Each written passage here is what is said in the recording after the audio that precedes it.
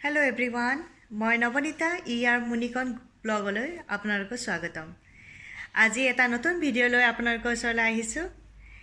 ভিডিঅ'টি চাই আপোনালোকে খুবেই ভাল পাব। আজি কি বনাব বিচাৰিছোঁ আপোনালোকে জানেনে?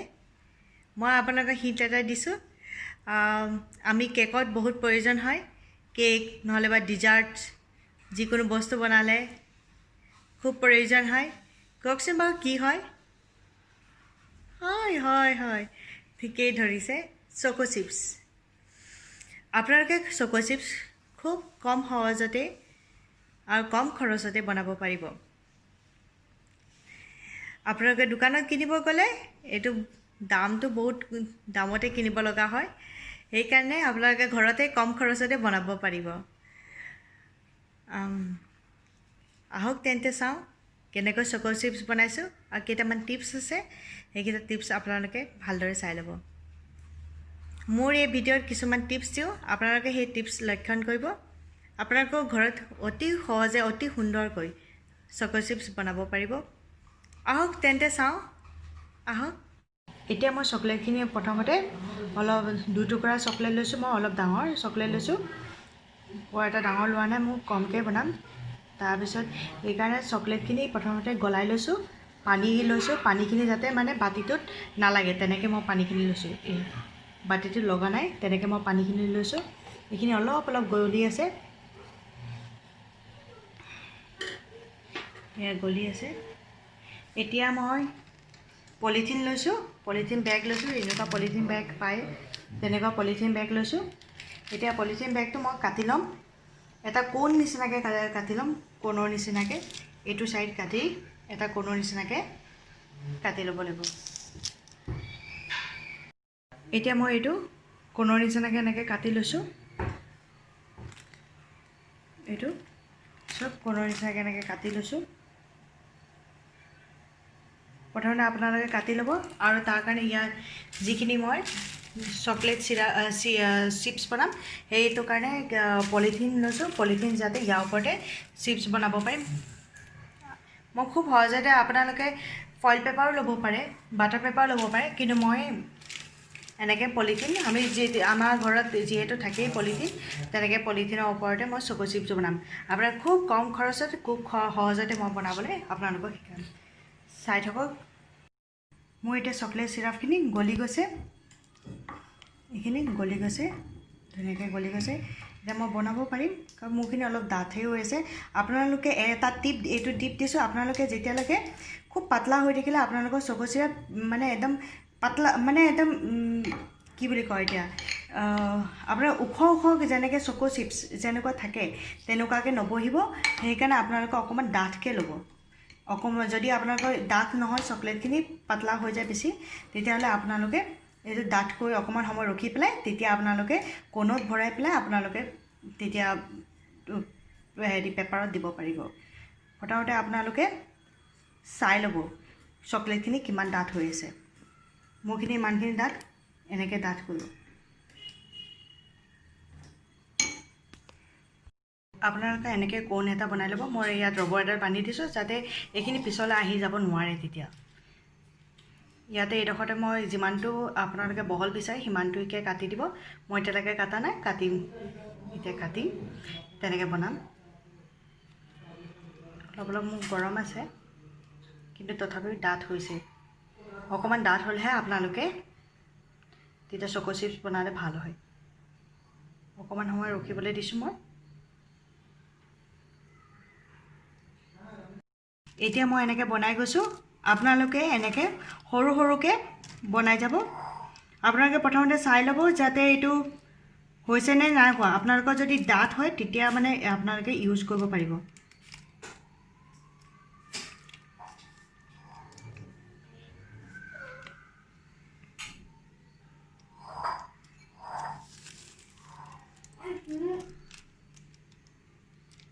এয়া এনেকৈ এনেকৈ কৰি যাব পাৰিব।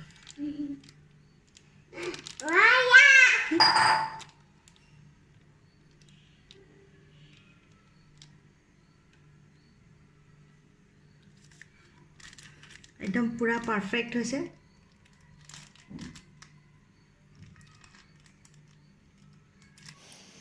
মই এনেকৈ বনাইছোঁ পলিথিনৰ ভিতৰতে বহুত চকো চিপছ আপোনালোকে বনাব পাৰে খুব কম চকলেটে মই এনেই এটা ডিজাইন দিছোঁ এয়া মই বনাইছোঁ আপোনালোকে এইখিনি 15-20 মিনিটমান ফ্ৰিজৰ ভিতৰত ৰাখিব তাৰপিছত ছেট হোৱাৰ পিছত আপোনালোকে উলিয়াব পাৰিব এয়া মই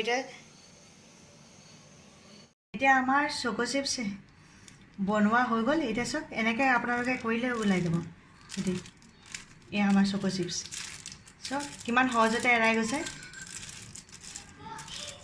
আপোনালোকে কোনো বাটাৰ পেপাৰ নোহোৱাকৈ আপোনালোকে এইখিনি কৰিব পাৰে এইখিনি মই ইয়াৰ কণ্টেইনাৰ এটা লৈছোঁ এইটো মই ধুই মেলি শুকুৱাই তেনেকৈ লৈ লৈছোঁ আপোনালোকেও তেনেকৈ ল'ব পাৰে এইটো খুব সহজতে আপোনালোকে চব বনাই ল'লে আপোনালোকে এইটো কণ্টেইনাৰ খুব সহজতে এৰাই গৈছে দেখিছেনে মই এইখিনি 10 মিনিটহে ৰাখিছিলোঁ ফ্ৰিজত ৰাখি দিছোঁ তাৰপিছত খুব সহজতে এৰাই গৈছে ধুনীয়াকৈ আপোনালোকে ফ্ৰিজত বা ফ্ৰিজাৰত ৰাখি থ'ব কিমান দিনৰ আপোনালোকে কেইবামাহো আপোনালোকে এনেকৈ ইউজ কৰি থাকিব পাৰিব কিছুমান ডিজাৰ্ট বনাই বা নহ'লে বা কেকতো বনাই আপোনালোকে এই চব কিমান সহজতে এৰাই গৈছে হয় নাই চব আপোনালোকে এনেদৰে ঘৰতে ইজি পদ্ধতিৰে আপোনালোকক মই কোনো বাটাৰ পেপাৰৰ কথাও কোৱা নাই কোনো আপোনালোকক ফইল পেপাৰৰ কথাও কোৱা নাই আপোনাৰ ইজি আপোনালোকৰ এনেকুৱা পলিথিন মোৰ এনেকৈ টুকুৰা পলিথিন আছে সেই মই তাৰ ওপৰতে বনাই দিছিলোঁ খুব সহজতে হৈ গৈছে চাওকচোন আপোনালোকে চব এয়া চাওকচোন এয়া খুব সহজতে এৰাই গৈছে ইমান সহজ নহয়নে চাওকচোন মই অকণমান চকলেটৰ পৰাই কিমানখিনি চকলেট মই কিমানখিনি চকো চিপছ বনাব পাৰিছোঁ আপোনালোকে এইটো পদ্ধতি আপোনালোকেও ল'বচোন খুব ভাল লাগিব আপোনাৰ চকলেটৰ ঘৰতে কেক বনাই পেলাই চকো চিপছ আপোনালোকে দিব পাৰে এইটো চব কিমান ধুনীয়াকৈ এৰাই গৈছে এইটো চব এইটো কেকত এনেকৈ আপোনালোকে দিব পাৰিব চব কিমান ধুনীয়া লাগিছে এইটো সাৱধানে উলিয়াই লওঁ এইটো চব কিমান ধুনীয়া লাগিছে আপোনালোকে এনেকৈ ষ্টাইল দি পেলাই কেকত ষ্টাইল দি পেলাই আপোনালোকে এইটো দিব পাৰে বনাব পাৰে ঘৰতে বৰ ধুনীয়া লাগিছে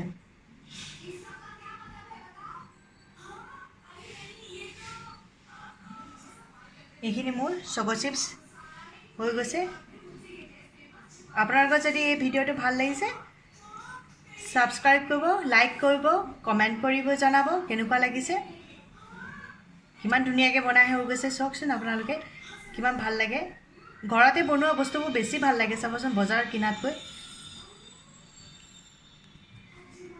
আপোনালোকক মই দেখুৱাব বিচাৰিছোঁ যে এইটো ডাৰ্ক কম্পাউণ্ড চকলেট এইটো মই ডাৰ্কটো লৈছোঁ ইয়াৰ পৰাই মই বনাইছোঁ এইটোৱে আপোনালোক খুব কমতে পাব আপোনাৰ দোকানতে কিনিব পাব আপোনালোকে এইটো কিনি পেলাই ইয়াৰ পৰাই বনোৱাটো মই বেছি মানে প্ৰিফাৰ কৰোঁ কাৰণ এইবিলাক চকলেট যদি কিনে আপোনালোকে বহুত দামত কিনি পেলাই বনাবলগীয়া হয় কিন্তু এইটো ইমান ডাঙৰ এটা পাব চকলেট এইটো বহুত কমতে আপোনালোকে বজাৰৰ পৰা কিনি ল'ব তাৰপিছত ঘৰতে বনাব ট্ৰাই কৰিবচোন খুব ভাল লাগিব